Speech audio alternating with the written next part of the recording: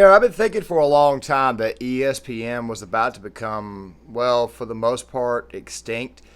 But this little charter ordeal may have actually made this an actual, honest to God reality. And by reality, I mean a lot sooner than 2030, but maybe in the next couple of years. Steve's old enough to remember there used to be 3 channels, and you had to be really talented and really good to be a star and to make big money.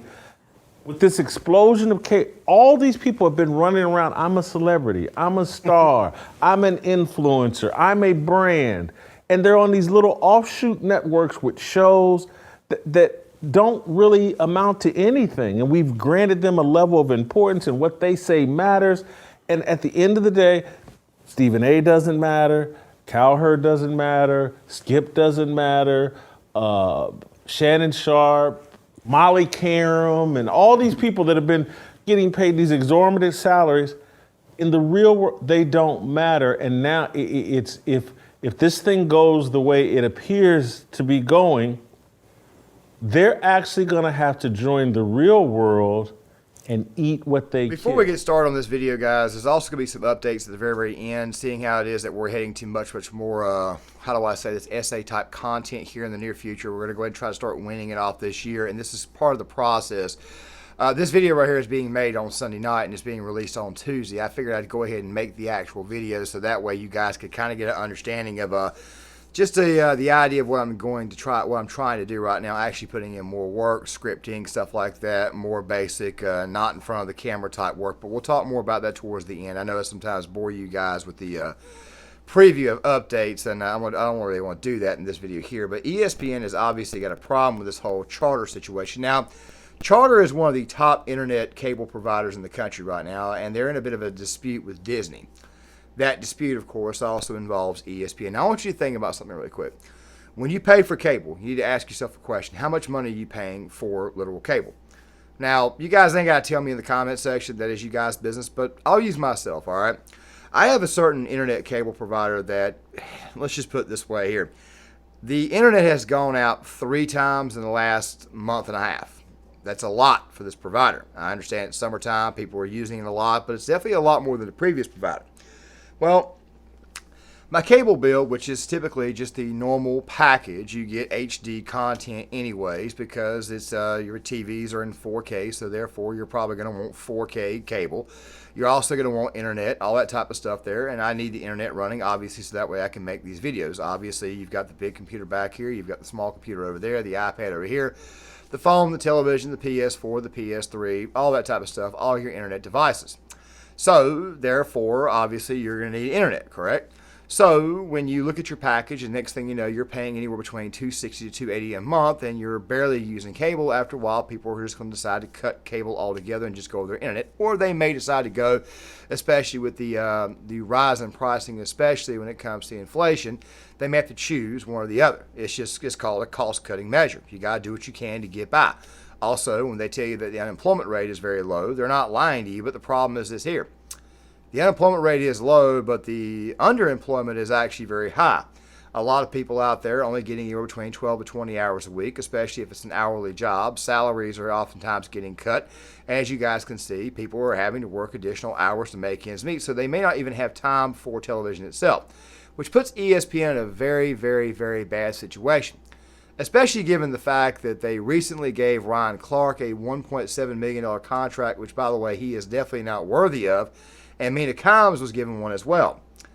It's also very strange, especially given the fact that they've brought Shannon Sharp over, who's going to demand a lot of money, and, of course, Pat McAfee, who many have already assessed that Pat McAfee is already being silenced. So, what's the problem? Well, the problem is that ESPN may be in a position where they may not be able to pay all the lower-level workers, which is something that I thought was originally going to happen. But now it looks like they may have got themselves in deep with this situation involving the rest of their stars or their network stars. Some of these people, by the way, have absolutely no talent, and they're just a great big giant waste of space. At some point in time, the amount of money that you spend is eventually going to outweigh the overall cost. And of course, you're not going to be able to maintain your operations, and eventually you're going to lose money, which is where Charter becomes a problem. You see, Charter is one of their biggest, distributors of content. ESPN's got ESPN Plus. Nobody's watching it. People have cut Disney altogether, mostly due to the wokeness. And by the way, the project, one of the first ones I'm working on, is this whole death of ESPN. I should have that project out on Saturday. Been working on it for a while, but been getting sidetracked constantly. And we're not just going to be focusing on the wokeness aspect, but the fact that, of course, it's also gone a much, much different area that's not sports related. It's gone a much, much more entertainment model. So people are kind of at the point like, it's not that different than the mainstream media. It's not that different than the mainstream news. I mean, you've got talking heads talking one another. You know these people don't believe in half the crap that they say. And after a while, people began to figure out that it's just one great big giant game and not one that's on the level. You see, you've got people out there paying these extremely exorbitant cable prices, and now you're in a bad economy. And now you've got this charter, this company who's looking at this situation. They're thinking to themselves, you know what, man, a lot of people probably don't even watch ESPN, so therefore it's advantageous for us to survive. It would be advantageous for us to actually cut ESPN altogether. They've really got nothing to lose if they cut ESPN, which puts ESPN in a pretty bad spot. I mean, their nuts are really in a vice when you think about it. They got to get the NFL. They got to get the NBA. They got to get Major League Baseball to now come in. I did a series on that a while back. They got to get them to come in and actually invest to keep their company afloat. So when somebody like Stephen A. Smith, their flagship personality, puts out a tweet basically telling people to go out of their way to help save the network, this is a bit of a problem. You typically don't tend to ask people like Stephen A. Smith, who's got the most amount of reach, to come out and basically put this tweet out here, which, by the way, he could have even done it out of the goodness of his heart, but still at the same time, though, this right here is not a good thing for them. So, the other night I'm listening to Jason Whitlock, not as often as I used to, but I was definitely listening to the other night, and I listened to about the first 40 minutes of the show. And, of course, he had Steve Kim, TJ Moe, and he had another guy up there, and all of them made some actual, let's just say all of them made a lot of points about this, and you got to ask yourself a question. Who did this to ESPN? Was it ABC? Was it NBC? Was it, well, not NBC, but was it ABC? Was it Disney as a whole? What happened to ESPN? Why in the hell have they declined so much to the point where people are willing to cut them out of their cable package? Well, I'll let Steve Kim explain what's about to happen. Spider-Man meme where they're pointing at each other? Yes. So these are the two Spider-Mans, but they have guns. But the only difference is we are the fans in the middle. So Spider-Man, us, Spider-Man, and we're just putting the gun to our heads, and we're thinking, neither of you are the good guys here. And I, like a lot of Americans, was looking forward to Football Palooza 2023. Up until about 3:59, I'm looking at ESPN coverage. I had all. What day is this? This is Thursday. Gotcha. Right before Utah, Florida. Gotcha. So there's other games on, CBS Sports, Fox. I had my various ways of watching those all at once. And then this is where I think it is almost borders on extortion, what they're doing. So at 4 o'clock, I'm looking forward to going to Rice-Eccles Stadium. It's just black. I'm so old school, I actually tapped my TV going, what's going on here? And so I'm starting to, like, this is the truth. I started going to other channels, and some of the channels are fine. But then there's other blackouts. And I'm thinking, okay, ACC Network, I just lost the Wake Forest game. SEC Network, I just lost the game. I'm thinking, what is going on? And it was about 15 minutes later, the notice went up. That famous notice, and all the Twitter's talking about it. And the first thought I had was, you had all summer, and you know the hold that football has. And college football is the second biggest television ratings getter in sports TV in general. And all of a sudden, you knew this was coming, and you did nothing to solve it. And I tell you what, when it really hit home with me. So on Sunday, I wanted to watch the LSU Florida State game, best game of the weekend. So I'm thinking, okay, you know what? I'm good. It's ABC. It's just regular TV. I can get that on my antenna. So at, I think, 4:30, I turned it over, and I had no idea. I had completely forgotten. That's Disney. But I tell you what, it was found out. We will find alternative ways to watch events. I'll just leave it at that. Don't want to incriminate myself, but I watched the game. I don't want to say how. I don't want to say who provided me, because quite frankly, I'm going to need these guys for the next couple of weeks. And on Saturday, I was at Coach JB's house, his cigar bar, which is just opulent. He had 3 different TVs. He had a different way of watching the games legally. I believe he had YouTube TV. Mm-hmm. So we had football on 3 screens. They better understand one thing, and you brought this up over lunch yesterday. When you take away something that we like, that we take for granted so much, you know what happens, Jason? We get used to not having it. Mm-hmm. You are now creating different viewing habits, options, and now you're creating different type of ways to us to keep us entertained. Now, with me, I'm going to watch my college football because I need to. But my belief is, gentlemen, a lot of people that are more casual about this, they'll just do other things. Guys, that was roughly 2 minutes of a guy basically pointing out that people can find other ways to watch the product, find other ways to watch sports. They can.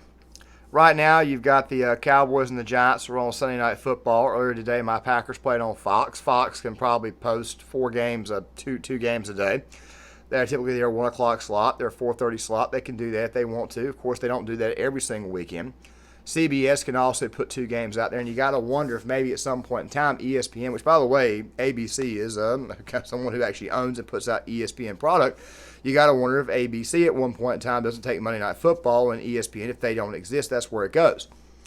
Now, granted, I understand that they work together, but they're not exactly the same. Makes you wonder what's going to happen to those personalities. It makes you also wonder what's going to happen to the lower level staff. People are probably going to start losing their jobs real soon. Which is part of the reason why it is that I feel that, guys like Stephen A. Smith, guys like with his type of name, they're going out of their way to create podcasts, their own shows on YouTube, because they realize that YouTube is an avenue for these people to actually get their message out. They can still stay online. I mean, I'm going to be bringing up Whitlock here in a second, but he makes a very, very good point. I'm going to go ahead and kind of preface this for you. Look what happened to Tucker Carlson. Tucker Carlson was getting roughly 3 million viewers a night, and the next thing you know, during the election season in 2024, he was getting right around 5 million viewers a night in some of the most important demographics. He gets fired by Fox. He goes to Elon Musk. He makes a deal with him. Next thing you know, he's on X, which was formerly Twitter. And next thing you know, he does an interview with Donald Trump, and it's got over like 70 million views. He does an interview the other night with Larry Sinclair. He's got 12 million views. The fact of the matter is the man can get more views there, and then people will screen record it. The Daily Caller, which, by the way, is his actual news organization, will then come back and post it to YouTube, and they can find ways to get revenue from there. It makes you kind of wonder if ESPN is not about to become fully obsolete. And if they become fully obsolete with the amount of salaries that they have on the books, it makes you wonder what's going to happen. And we've also got this other problem where a lot of people who have cable are not even interested in watching sports. Now, I know that Steve Kim brought up college football there, and TJ Moe is going to bring it up here, but I want to go ahead and say this right now. How many games are played every Saturday, college football? I mean, you got, hundreds of schools, hundreds of universities, Conference USA, NCAA. You got a lot of games out there being played. You would need ESPN 1, 2, and 3. You would need that there to get roughly, I would say, anywhere between, let's just say if you want to be generous, you're probably only getting, 4 games out per day on Saturday and on maybe Saturday, between maybe 2 to 3 channels, if that there, depending on the market that these people are in. These people actually need exposure.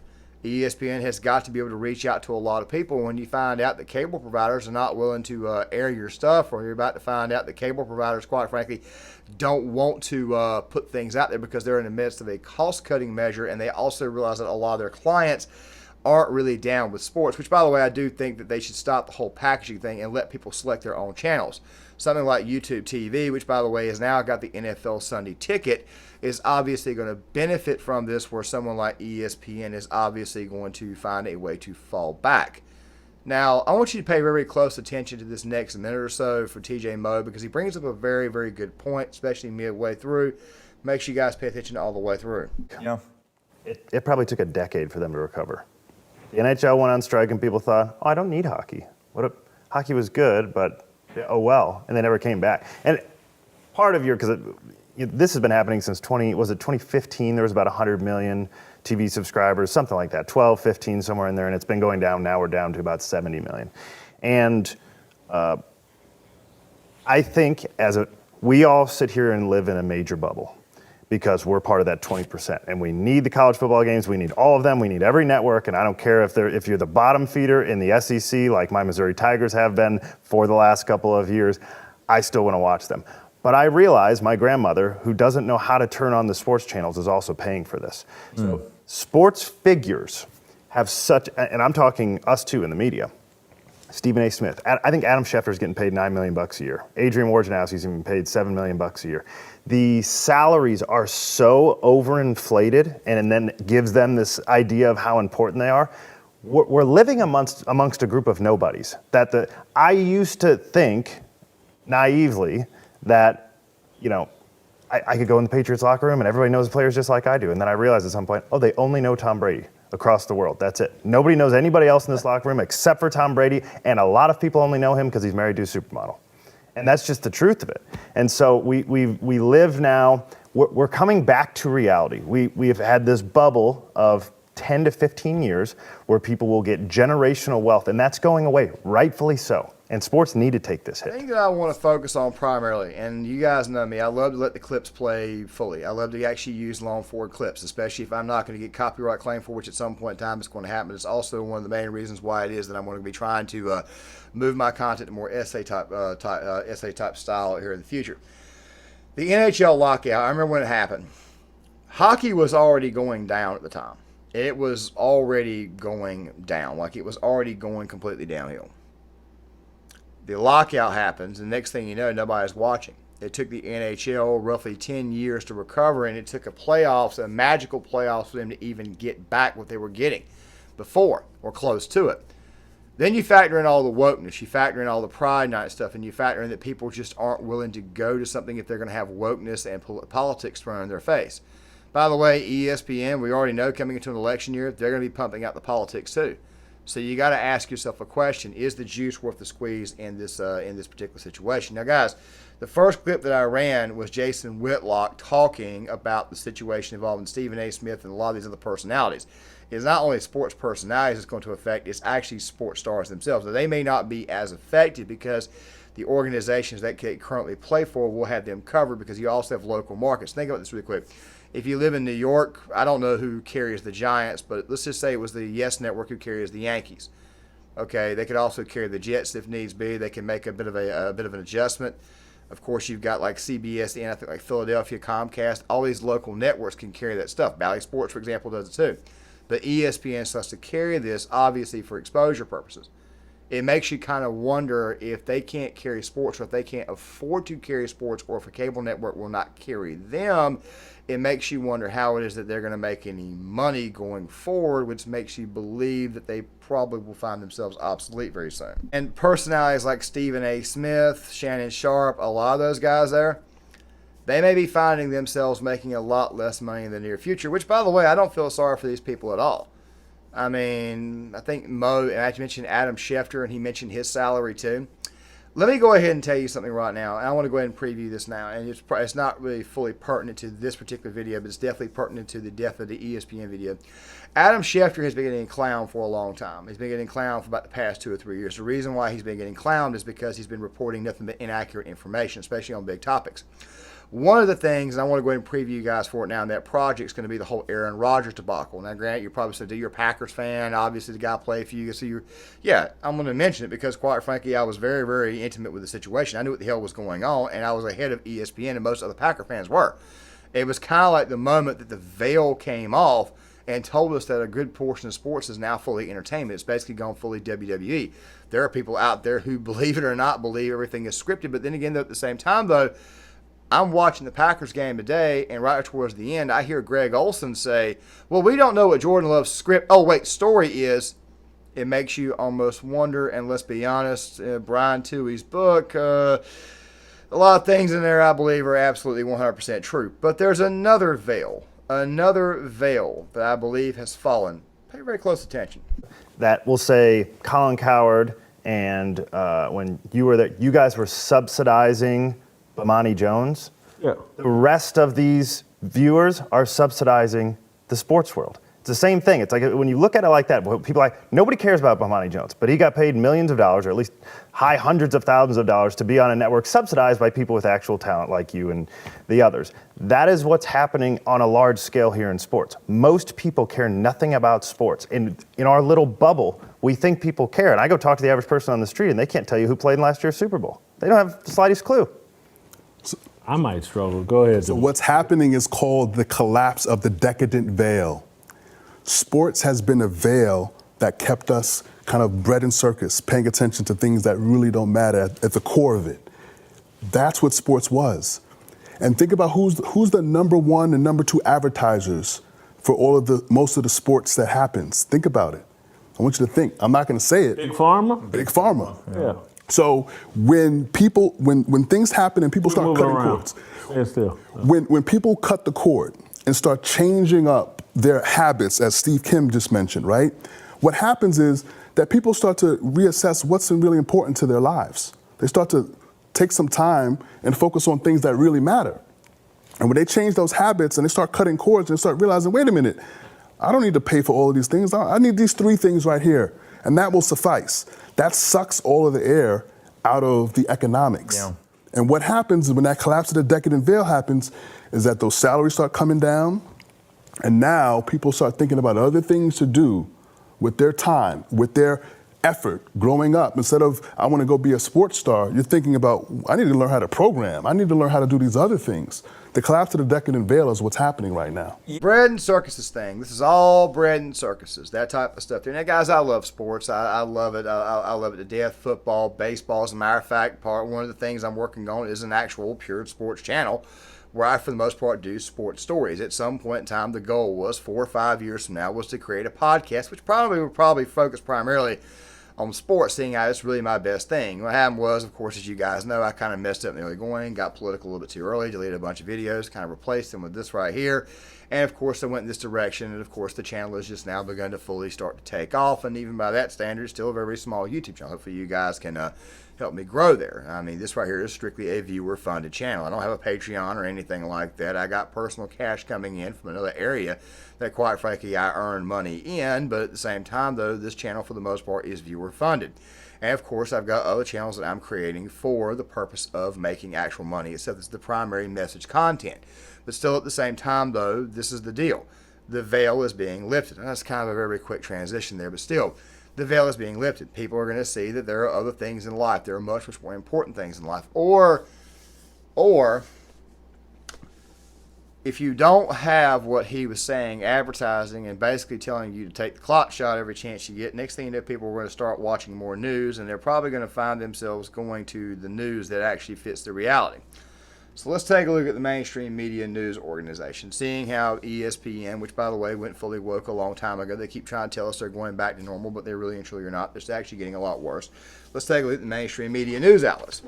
MSNBC, can't watch it. I'm not going to lie to you. It's completely unbearable to watch. It's just straight up Loontown. CNN is also Loontown too. Fox News has become Loontown too.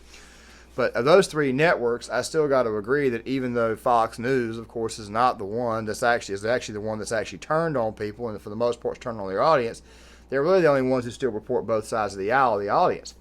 Well, what do you think rational people are going to do now that you don't have what you had in 2020? Which, by the way, I've said before that if that rather was to occur again, it would not be as effective because a lot less people would actually go through with it. Mostly people who live in red areas, and of course people who live in blue and purple areas.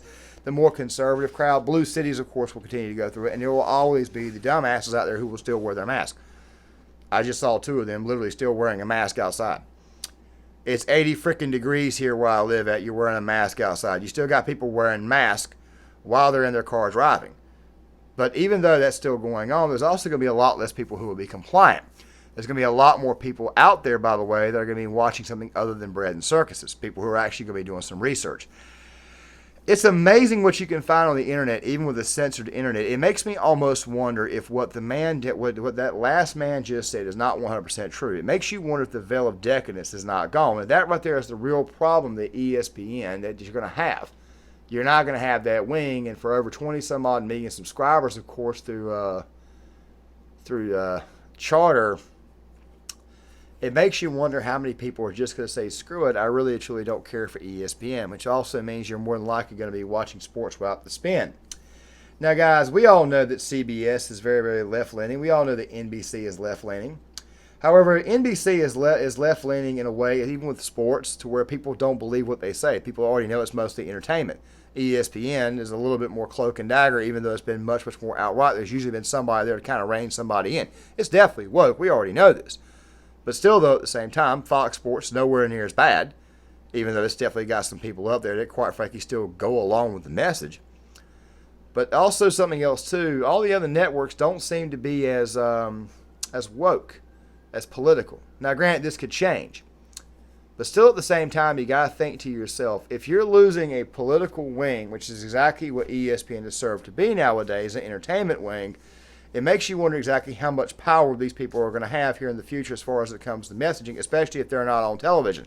especially if a group or a cable network or cable provider decides to cut them out because they're starting to get too expensive and their viewers, quite frankly, don't want to watch it. You're talking literally, let's say 100 million people who watch sports. Now, all of a sudden, 20 million people, they don't want to watch ESPN, they don't want ESPN, or let's bring that back real quick. Let's say you got 100 million people, and only 20 million of them are avid sports fans. And they only bought Charter to get ESPN, but yet Charter cuts ESPN. Makes you almost wonder what's going to happen next. Fact of the matter is that the Charter situation looks like it's going to be a situation that's going to benefit Charter and not going to benefit ESPN. ESPN would lose their reach. They would lose a big portion of their reach. They already have to get the NFL, the NBA, and Major League Baseball to buy into them. It makes you almost wonder exactly how much longer they have left. Well, not a lot. And of course, if that veil of decadence does in fact fall, if it does in fact come off, it makes you wonder how many people will suddenly wake up. It makes you wonder how many people will realize that what they're seeing on television was nothing more than entertainment that was designed to simply just keep them in the seat doing whatever the hell their masters wanted them to do. So while that last part may be a little bit hyperbolic, once you take away the bread and circuses, it makes it a lot easier for people to wake up. Now, with that rather being said, guys, just a couple of small quick updates. I'm putting this video out on Tuesday. I mentioned it earlier. The reason why is because I'm going to be going into more, I'm going to start the process for much more essay related content. Obviously, the type of videos that I normally do, like the trending topics, they will come out, but they'll more along lines be like on Wednesdays and Fridays for the time being. The goal is to get like 2 videos out on Monday and then 1 to 2 out on Tuesday, and then like whatever the hell is going on that day is going to be on Wednesday. Thursday, of course, is going to be kind of like what Tuesday is, something I'm working on, longer form like this right here. And of course, on Friday, of course, it would probably like a trending day, and then Saturday would be whatever was left over with possible project, maybe even on Sunday too. I haven't been posting as much recently coming off of Labor Day, so obviously things have not been, it takes me a while to get back into things. And also something else too, I'm pretty sure that a lot of you guys who watch my content are also working as well, and that you've got situations, you've got things going on in your life that, quite frankly, you guys need to take care of. It's part of the reason why it is that I don't like to put these things out on the weekend or post on the weekend or be near the computer or anything on the weekend. We all need a break. We all need a second to kind of like sit back and see what was going on. The goal going forward is to put those essays out on like Tuesdays and Saturdays, possibly Thursdays as well. So you'll start to notice a bit of a shift in where things are going here real soon. I'll have more updates for you guys going forward. Like always, I'd love to keep you guys updated on what's going on. With that rather being said, guys, if you liked what you heard, if you agreed with what you heard, or if you're entertained by what you heard, please consider hitting that like button so that way it will actually help the video out in the algorithm, so that way more people will watch this content. This channel right here is strictly viewer funded. Please share the video, and please consider subscribing to the channel. I would really appreciate it. Let's make the channel bigger. Let's make the community much larger. Please leave a comment in the comment section. I would love to get you guys' thoughts on this, and I shall see you guys later.